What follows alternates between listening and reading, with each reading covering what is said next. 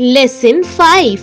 The Kabuliwala. My 5-year-old daughter, Minnie, cannot live without chattering. I really believe that in all her life. She has not wasted a minute in silence. Her mother would often tell her to stop her chatter, but I would not. To see Minnie quiet is unnatural, and I cannot bear it long. One morning, when I was working on my new novel, my little Minnie stole into the room and putting her hand into mine said, Father Ramdayal, the doorkeeper, calls a cat a kawa. He doesn't know anything, does he?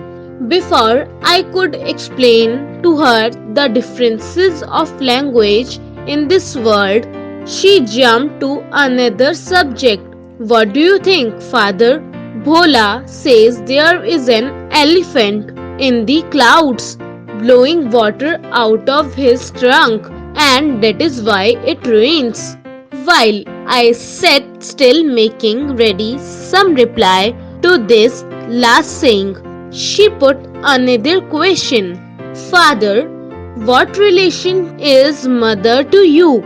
With a grave face, I said, Go and play with Bhola. Minnie, I am busy. The window of my room overlooks the road.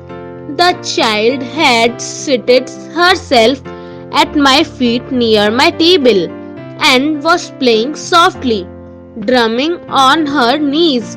I was hard at work on my new novel when all of a sudden Minnie left her play, ran and to the window, crying, A Kabuliwala, a Kabuliwala.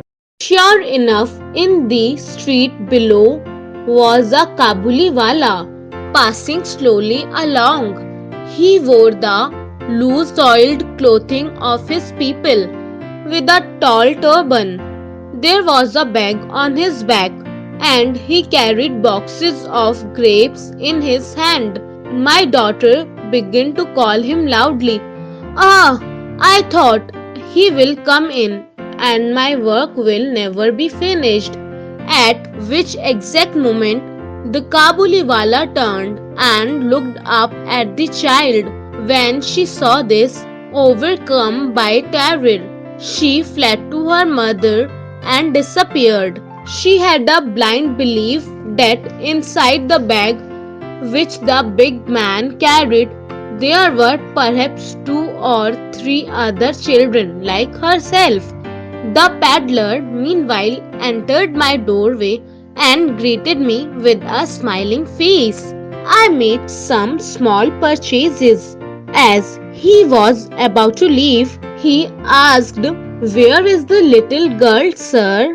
And I thinking that Minnie must get rid of her false fear, had her brought out. She stood by my chair and looked at the Kabuliwala and his bag. He offered her nuts and raisins, but she would not be tempted and only clung the closer to me. This was their first meeting. One morning, not many days later, as I was leaving the house, I was startled to find Minnie seated on a bench near the door, laughing and talking with the great Kabuliwala at her feet. In all her life, it appeared my small daughter had never found so patient a listener like her father, and already the corner of her little sari was stuffed with almonds and raisins, the gift of her visitor. Why did you give her those? I said, and taking out an 8 anna beat, I handed it to him. The man accepted the money and slipped it into his pocket. Alas, on my return an hour later, I found the Kabuliwala had given the money to Minnie and her mother, catching sight of the bright round object, had pounced on the child with, "Where did you get that 8 anna bit?" "The Kabuliwala gave it to me," said Minnie cheerfully. "The Kabuliwala gave it to you?" cried her much shocked mother. "Oh, Minnie, how could you take it from him? It was not the first or second time I found that the two had met." The Kabuliwala had overcome the child's first terror by a judicious bribery of nuts and almonds, and the two were now great friends. They had many quaint jokes.